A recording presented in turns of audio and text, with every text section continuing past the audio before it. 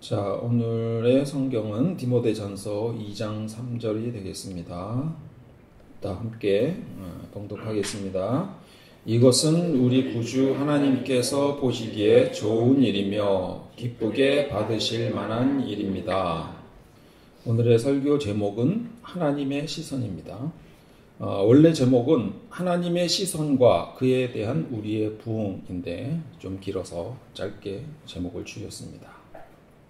오늘 설교에서 우리 자신을 조금 더 성찰할 수 있는 관점을 제시해 보도록 하겠습니다. 타자의 시선에 대한 우리의 심리, 그리고 그것이 성서에서 어떻게 반영되어 있는지를 잘 살펴보겠습니다. 시선이란 타자가 나를 보는 관점입니다. 우리는 그 시선을 얼마나 의식하고 살아갈까요? 남의 눈이 무섭다는 분도 계실 것이고 남의 시선 따위는 신경 쓰지 않는 분도 계실 겁니다. 저는 제 자신이 남의 시선을 그다지 신경 쓰지 않는 사람으로 알고 살아왔습니다. 저는 실용성을 중요하게 생각하며 남에게 보이기 위한 행동은 크게 개의치 않는다고 생각했습니다. 그래서 비싼 옷이 아니더라도 비싼 차가 아니더라도 별로 개의치 않아 왔고 지금도 그렇게 생각합니다.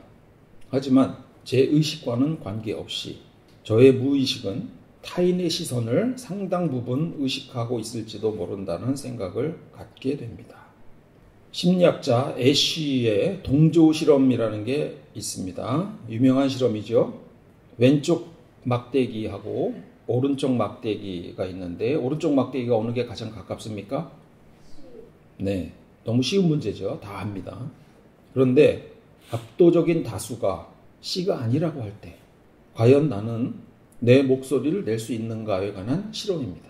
맨 마지막에 이 피실험자를 배치합니다. 그리고 전부 다 다른 답을 내도록 하죠. 그리고 어떤 답을 얻는지 보는 실험입니다. 이 단순한 막대 실험에서 76%가 틀린 다수의 의견에 한 번 이상 동조했다는 것이 이 실험의 결과입니다. 그러면서 생각을 해봅니다. 내가 피실험자라면 어떤 대답을 했을까? 나라면 저런 터무니없는 의견에 동조할 리가 없어 라고 생각했습니다. 왜냐하면 실험 참가자들의 응답은 누가 봐도 명백하게 틀린 답이었기 때문입니다. 그러나 만약에 명백하게 옳고 그름을 구분하기 힘든 상황이라면 나는 내가 더 옳다고 생각하는 의견을 다수 의견에 반하여 낼 수 있는가를 생각해 보면 그것은 확신할 수가 없습니다. 아마도 다수 의견을 따르지 싶습니다. 처음에는 명백하게 틀린 의견에 동조하는 피실험인을 멍청하고 바보 같다고 생각했습니다. 여러분도 아마 그렇게 생각할 겁니다. 뻔히 틀린 것을 알면서 왜 동조해? 그런데 나중에 깨달은 것은 그것은 줏대가 없는 것이 아니라 그의 무의식적 생존 전략이었다는 겁니다. 그에게 있어서 옳고 그름은 이 상황에서 별로 중요한 문제가 아니었고 중요한 문제는 내가 그 집단에서 소외되지 않을까 하는 염려였다는 겁니다. 무의식적으로 생존 전략이 작동하는 거죠. 이걸 깨닫고 나서 그 피실험인이 이해되기 시작했습니다. 그가 어떤 마음으로 그런 의견을 냈는지 말입니다. 이 세상에 옳고 그름을 명백하게 나눌 수 있는 일들은 생각보다 많지 않습니다. 그것은 문화에 따라, 시대에 따라, 환경에 따라 달라집니다. 예를 들어 우리들이 명백하게 가까이 하면 큰일 난다고 생각하는 것들 중에 마약에 속하는 대마초가 있습니다. 사실 대마초는 고대 12,000년 전부터 사용되던 중요한 약초였습니다. 전 세계에서 대마초는 종교의식과 약재로 사용된 신의 선물이었습니다. 종교의식에서는 신의 부르심에 응답하기 위해 사용된 필수 약초였고 의료적으로 치료 약물이었습니다. 우리 할아버지 때만 해도 대마를 집에 상비약으로 가지고 있던 사람들이 있었습니다. 배가 아플 때 한 번씩 물에 타서 먹으면 금방 낫는다는 말도 저도 자주 들었습니다. 그런데 남용 사례가 많아지면서 부작용으로 인해 부정적인 시각이 확대되면서 1937년에 미국에서 처음으로 사용과 판매가 제한되었습니다. 그 이후 대부분의 국가가 대마초를 금지 및 관리 약물로 지정했습니다. 그러다가 2000년대에 들어서 다시 대마초가 합법화되고 있습니다. 우루과이, 캐나다, 태국, 멕시코가 그 대표적인 나라들입니다. 미국은 현재 20개 주에서 기호용 대마초가 합법화된 상태입니다. 대마초 합법화는 각 국가와 주의 정책, 문화, 사회적 요인에 따라 다르게 진행되고 있습니다. 대마초는 나쁜 것입니까? 우리들 대부분은 대마초를 합법화하면 큰일 날 것으로 생각합니다. 한국에서 자란 덕분입니다. 그러나 우리가 앞에서 언급한 나라의 국민이라면 아마도 전혀 다른 판단을 했을지도 모릅니다. 왜냐하면 압도적 다수가 문제가 없다고 생각한다면 우리도 문제가 없다고 생각할 확률은 크게 증가할 것이기 때문입니다. 이 세상에서 절대적으로 선한 것과 악한 것은 존재하지 않습니다. 단지 선하게 사용하느냐, 악하게 사용하느냐가 있을 뿐입니다. 과거의 사람들은 선하게 사용하는 것에 초점을 맞춘 반면 현대인들은 악하게 사용하는 것에 더 초점을 맞추기 때문에 가치관의 차이가 생기는 것입니다. 제가 무슨 얘기를 하는 걸까요? 대마초가 좋다고 옹호하는 것이 절대로 아닙니다. 다수 의견에 우리가 얼마나 동조하기 쉬운가에 대해서 이야기를 하는 것입니다. 우리가 의식하지 않더라도 우리를 압도하는 어떤 사회적 분위기는 내가 그렇게 생각하도록 만든다는 것입니다. 물론 예외는 있습니다. 애쉬의 동조 실험에서와 같이 자기 의견을 내는 사람은 반드시 있습니다. 하지만 그럼에도 대다수는 사회적 의견에 동조하게 됩니다. 무의식적으로 말입니다. 지난주 쿠팡 플레이에서 파벨만스라는 영화를 보았습니다. 이 영화는 스티븐 스필버그 감독의 영화인데요. 그의 어린 시절을 자서전적으로 그린 영화입니다. 재밌습니다. 꼭 한번 보세요. 제목 이름이 좀 이상해서 찾아봤는데 원제가 Fabelmans였고 The Fabelmans. The Fableman이라는 것은 이 가족의 성입니다. 주인공 이름은 세미 페이블맨입니다. 주인공 세미는 어릴 때 극장에 처음 다녀온 후 영화를 만들고 싶은 열정을 갖게 됩니다. 많은 습작을 통해 소질과 재능도 인정받습니다. 그러나 컴퓨터 전문가인 아버지는 영화 제작을 단순한 취미로 여기며 현실적인 진로를 정하도록 권고합니다.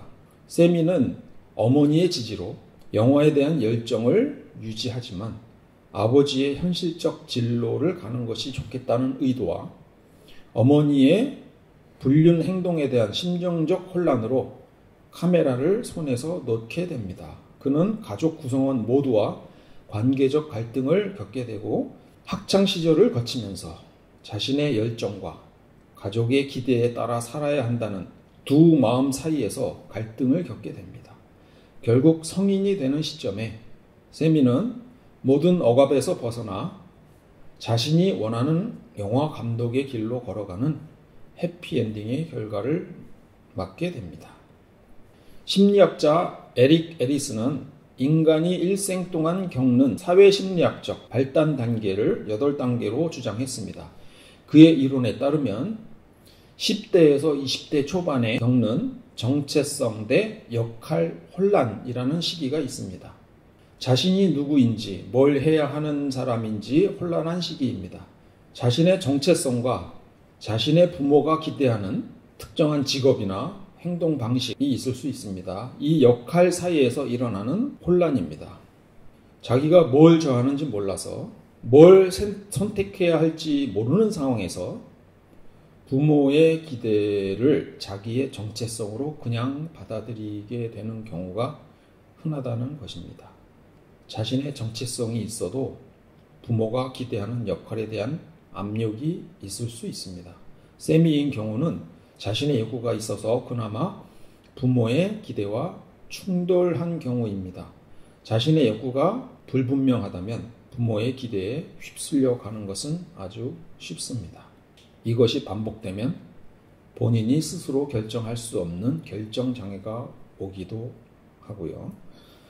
이것을 적절한 선에서 잘 조절해 주는 것이 부모의 역할인데, 영화에서는 세미가 자신의 길을 잘 찾아가게 된 성공적 결말을 보였습니다.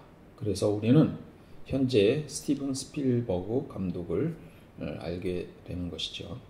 세미가 가족이라는 시선에 맞추려고 노력했던 것처럼 가족은 개인이 적응해야 할 첫 번째 사회입니다. 가족의 시선은 어느 집단보다도 더 강력한 동조화를 요구합니다. 세미가 결국 자신의 길을 선택해 갔지만 그의 의지대로 선택한 것은 아마 1%도 안 될 것입니다. 나머지 99%의 기회는 성장 시기에 가족이라는 환경에 맞추어서 적응한 것이 될 것입니다. 우리가 속한 집단은 가족 이외에도 학교, 직장, 사회가 있습니다. 이들 집단은 우리에게 강도가 다른 시선을 제공합니다. 이들 중 가장 강한 강도는 말씀드렸듯이 가정일 것입니다. 그 다음은 아마 학창시절 학교일 가능성이 높습니다. 사회에 나와서는 직장이 될 수 있습니다. 그리고 일반 사회는 우리에게 가장 약한 시선을 보냅니다. 학교에 다닐 때 동료 압력 또는 또래 압력, 피어 프레셔라고 합니다. 이것을 겪게 됩니다. 친구들 사이에서 친구들이 하는 행동을 따라해야 할 것 같은 압력을 의미합니다. 학창 시절에는 굉장히 중요한 심리적 현상입니다. 예를 들어 한때 고등학생의 제2 교복이 있었죠. 뭐죠? 겨울에 노스페이스, 까만 패딩. 또 다른 예로 친구들이 술을 마시거나 담배를 피우면서 야 너도 해봐, 안 하면 재미없잖아 라고 말할 때 소외감을 느끼게 될까봐 따라하게 되는 심리입니다. 우리 애는 착한데 그럴 리가 없다는 부모의 말은 인간의 심리를 잘 이해 못하는 말입니다. 우리 모두는 또래 압력에 노출되어 있고 이것을 거부하기는 힘듭니다. 그래서 좋은 친구를 사귀는 것은 매우 중요합니다. 공부 열심히 하는 친구들의 압력은 공부하는 것이고, 자원봉사 열심히 하는 친구들의 압력은 함께 봉사하는 것입니다. 직장에서도 마찬가지입니다. 학창시절에 또래 압력만큼은 아니지만 집단의 일원이 되고자 하는 욕망은 인간의 본성입니다. 재미있는 사실은 내가 원하는 집단이든 아니든 간에 나는 그 집단에서 따돌림 받고 싶어 하지 않는다는 겁니다. 이에 관한 재미있는 실험이 있습니다. 소위 폭탄 돌리기 실험입니다. 어떤 경제학자는 이렇게 생각했습니다. 사람들이 따돌림을 싫어하는 것은 알겠는데 따돌림을 당할 때마다 그가 어떤 보상을 받는다면 그래도 싫어할까? 그는 확신했습니다. 내가 장담하는데 사람은 이기적인 동물이라 만약에 무행동 따돌림을 당할 때마다 사람들에게 돈을 준다면 고통을 느끼지 못할 것입니다. 오히려 좋아할걸요. 자, 이런 가설에 흥미를 느낀 윌리엄스라는 심리학자가 무행동 따돌림을 당할 때마다 경제적인 보상을 준다면 따돌림의 고통이 줄어드는지 실험을 통해 알아보기로 합니다. 언제 터질지 모르는 시한폭탄을 한 명의 실험 참가자와 두 명의 실험 도우미가 셋이서 주고받습니다. 폭탄이 터지면 폭탄을 가지고 있던 사람의 실험 참가비는 없어집니다. 처음에는 폭탄을 서로 공평하게 주고받던 사람들이 어느 순간 참가자를 제외한 채 자기들끼리만 폭탄을 주고받기 시작합니다. 공을 받지 못한 참가자는 경제적 손실을 입지 않으므로 기분이 좋아야 할 것 같지만 실제로는 심리적인 불안감과 절망감을 느끼는 것으로 나타났습니다. 따돌림 당하는 데서 느끼는 절망감은 본능적이고 즉각적인 감정으로 이성적으로 판단되는 경제적 이득과는 별도의 감정으로 드러났습니다. 문제는 내가 혐오하는 집단에서조차 내가 따돌림을 당한다면 상당히 불쾌한 감정을 느낀다는 것입니다. 어느 직장인의 이야기입니다. 직장 내에서 자기가 싫어하는 사람들이 있습니다. 그런데 이 사람들이 자기한테는 상의도 없이 자기들끼리만 전체 회식 날짜를 잡아버린 것입니다. 기분이 상당히 좋지 않았다고 합니다. 물론 날짜를 같이 정해서 오라고 해도 참석할 의사는 전혀 없었습니다. 그런데도 기분이 나쁜 것입니다. 오라고 해도 안 가. 그래도 물어는 봐야지. 가 이 사람의 입장이었습니다. 우리는 집단에 동화하려는 의지를 가지고 있습니다. 우리는 우리가 속한 집단의 일원이 되기 위해 나름대로 행동을 취하며 노력합니다. 여러분의 의식이 그렇게 하지 않더라도 무의식이 알아서 그렇게 합니다.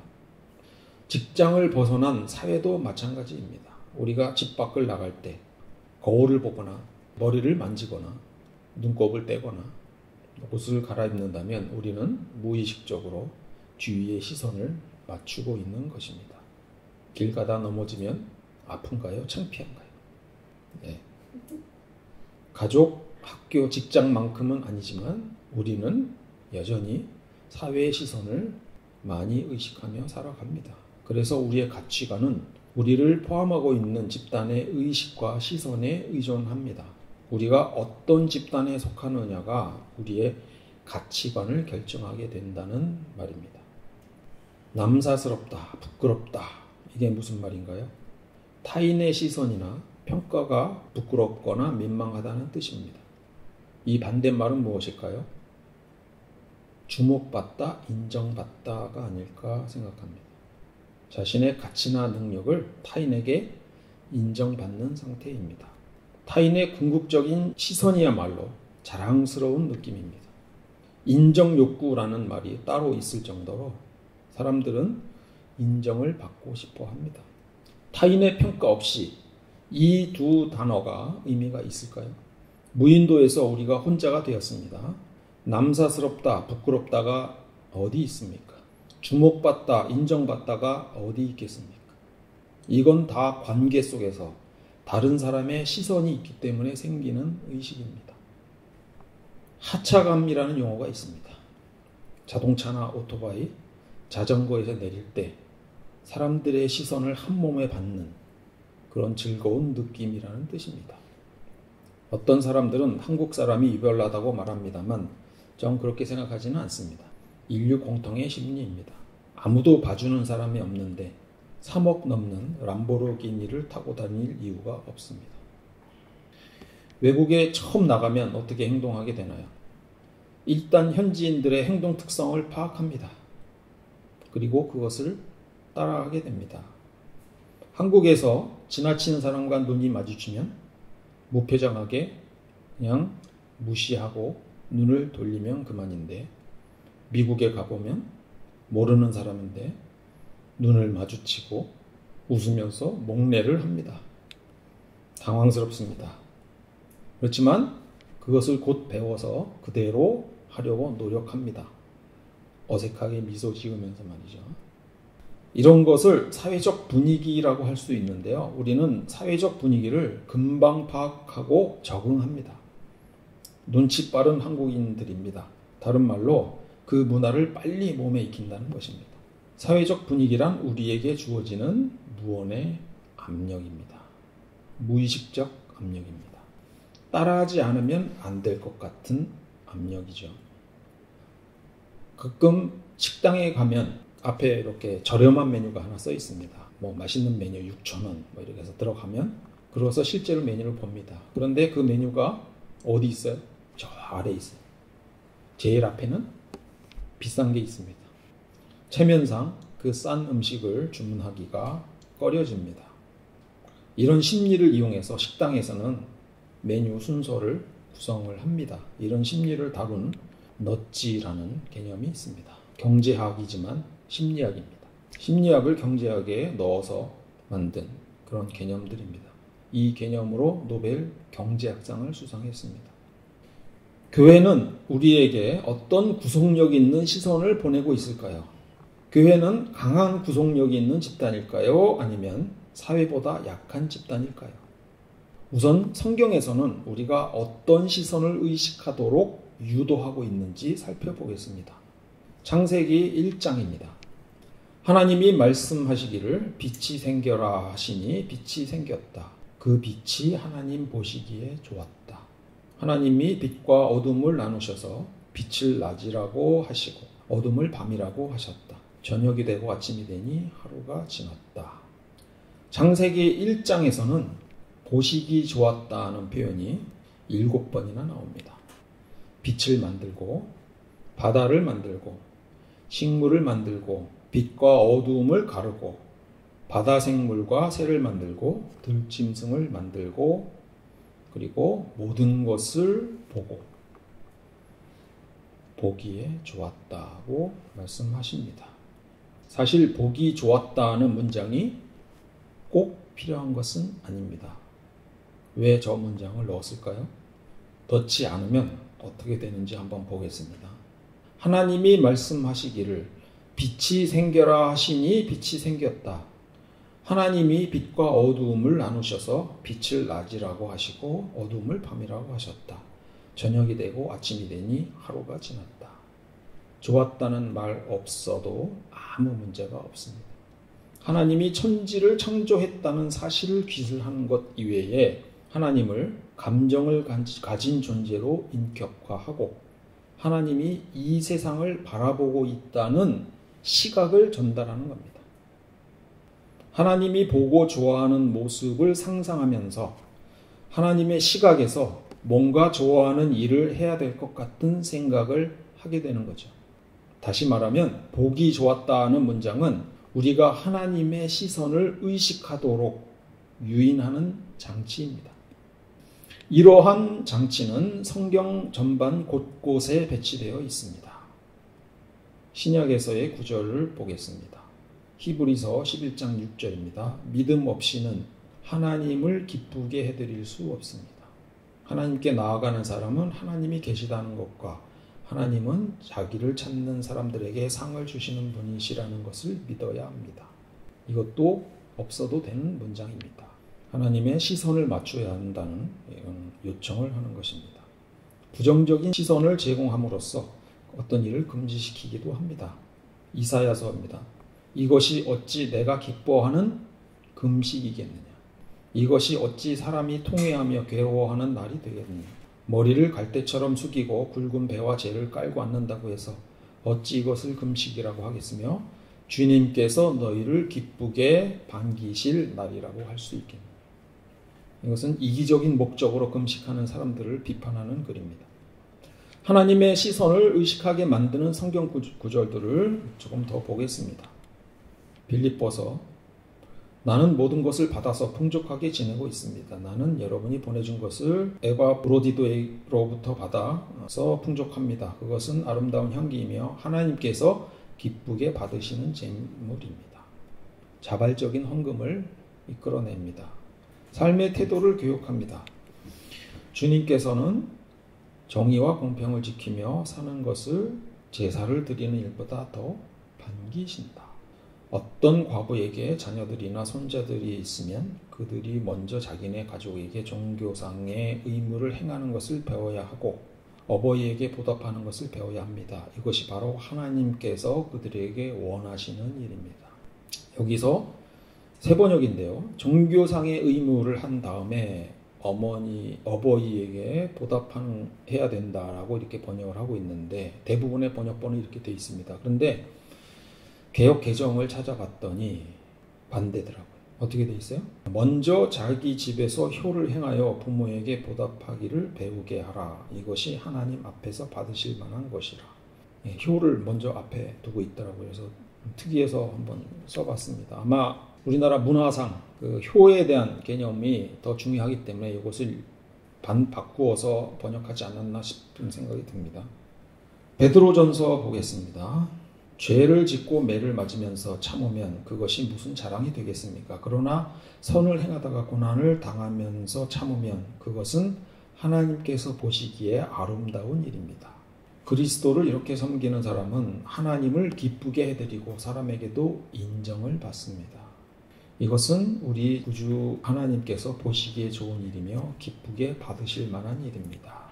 로마서입니다. 형제 여러분, 그러므로 나는 하나님의 자비하심을 힘입어 여러분께 권합니다. 여러분의 몸을 하나님이 기뻐하실 거룩한 산 제물로 드리십시오. 이것이 여러분이 드릴 합당한 예배입니다. 여러분은 이 시대에 풍조를 본받지 말고 마음을 새롭게 함으로 변화를 받아서 하나님의 선하시고 기뻐하시고 완전하신 뜻이 무엇인지 분별하도록 하십시오. 히브리서입니다. 그러므로 우리는 흔들리지 않는 나라를 받으니 감사를 드립시다. 그리하여 경건함과 두려움으로 하나님이 기뻐하시도록 그를 섬깁시다. 잘못에 대한 비난도 역시 같은 관점으로 하고 있습니다. 예레미야, 스바에서 들여오는 향과 먼 땅에서 가져온 향료가 나에게 무슨 소용이 있느냐. 너희가 바치는 온갖 번제물도 싫고 온갖 희생제물도 마음에 들지 않는다. 성경은 우리가 하나님의 시선을 의식하도록 유도합니다. 즉 신이 우리를 보고 있다. 그 신이 원하는 행동을 우리가 해야 한다라는 것입니다. 이렇게 하나님의 시선을 강조하는 이유는 우리가 시선을 의식하는 존재이기 때문입니다. 하나님의 시선은 늘 존재하는 것이며 그 기대에 부응하며 살아야 한다는 메시지를 담고 있는 것입니다. 우리는 종종 신앙생활을 혼자 할 수 있는가라는 질문을 하게 됩니다. 여러분은 어떻게 생각하십니까? 교회 나가지 않고도 신앙생활이 가능합니까? 거꾸로 바라보면 교회가 우리에게 주는 유익이 무엇인가 생각해 보면 될 것 같습니다. 교회의 여러 가지 기능 중 하나는 성도들에게 교회가 바라는 올바른 시선을 제공해야 한다는 것입니다. 그 시선은 하나님의 시선을 느끼게 해주는 것이어야 합니다. 온갖 불법을 저지르면서도 하나님이 우리에게 이러한 것을 원하신다고 하면 교인들도 그 시선에 따라간다는 것입니다. 예를 들어 교회가 불법을 통해 이득을 얻고 나서 하나님께서 우리에게 이러한 일을 축복하시고 허락하셨다라는 시각을 갖는다면 교인들도 그러한 시각에 동의할 가능성이 높아진다는 뜻입니다. 반대로 선한 일을 하면서 봉사하는 교회의 교인이라면 선한 일을 하는 것에 동조할 가능성이 높아집니다. 즉 교회가 교인들에게 어떤 시각을 요구하는지에 따라 교인들은 동조하게 된다는 뜻입니다. 교회가 어떤 시선을 갖느냐가 그 교회의 방향성과 분위기를 결정하게 됩니다. 따라서 교회는 성도들이 그 교회에서 어떤 동료 압력을, 피어 프레셔를 느끼게 해줄 것인가를 결정해야 합니다. 반대로 교인들은 교회가 주는 그 압력이 내가 추구하는 이상과 일치하는 것인지 판단해야 합니다. 왜냐하면 교회라고 모두 다 옳은 하나님의 시각을 갖고 있는 것은 아니기 때문입니다. 성경은 우리가 끊임없이 하나님의 시선을 의식하도록 말씀하고 있습니다. 그런 시선을 의식하는 것이 교인의 삶입니다. 신앙인이란 하나님의 시선을 의식하는 사람입니다. 하나님이 두렵지도 않느냐는 표현을 가끔 듣습니다. 이것은 하나님의 심판을 두려워해야 하지 않느냐는 뜻도 되지만 하나님의 시선을 의식하지 않는 삶을 질타하는 표현이기도 합니다. 우리나라에는 유독 잘못된 보수주의자가 많습니다. 소위 은혜를 받고 먹튀하는 사람들입니다. 은혜를 받았으니 구원을 받았다고 생각하고 받을 것 다 챙겼으니 하나님의 시선을 의식하지 않고 사는 사람들이 많다는 뜻입니다. 그들이 어떻게 신앙인이겠습니까? 다시 한번 강조하지만 신앙인이란 하나님의 시선을 의식하는 사람들입니다. 하나님이 나를 지켜보고 계신다고 생각하고 하나님의 기대에 부응하는 삶을 살아나가려고 하는 것이 신앙인입니다. 하나님을 기쁘시게 하는 것은 내가 하나님의 기대에 부응하는 삶을 사는 것입니다. 그것은 성취 결과와는 아무런 상관이 없습니다. 내가 좋은 회사에 취직해서 좋은 학교에 입학해서 하나님을 기쁘게 하는 것이 아니라는 것입니다. 축구선수가 골 하나 넣어서 하나님을 기쁘시게 하는 것이 아니라는 것입니다. 하나님께 영광은 우리가 성공했기 때문에 돌려지는 것이 아니라 우리가 하나님의 시선을 의식하고 사는 우리의 태도를 보고 사람들이 하나님께 돌리는 것입니다. 내가 영광을 돌리는 것이 아니라 내 삶의 태도와 착한 행실을 보고 사람들이 하나님을 인정하게 하는 것이란 말입니다. 마태복음 5장 16절입니다. 이와 같이 너희 빛을 사람에게 비추어서 그들이 너희의 착한 행실을 보고 하늘에 계신 너희 아버지께 영광을 돌리게 하여라. 정리하겠습니다. 인간은 사회적 존재입니다. 누구도 사회의 틀을 벗어날 수 없습니다. 사회는 우리에게 늘 시선을 제공하고 우리는 그 시선을 의식하면서 살아갑니다. 교회라면 하나님의 올바른 시선을 제시하는 곳이어야 합니다. 신앙인이라면 하나님의 시선을 의식하고 하나님이 원하는 삶의 태도를 가져야 합니다. 우리가 그 시선 안에 머물 때 우리는 하나님과 사람에게 모두 인정받을 수 있습니다. 오늘 설교 생각하시면서 잠깐 묵도하시기 바랍니다.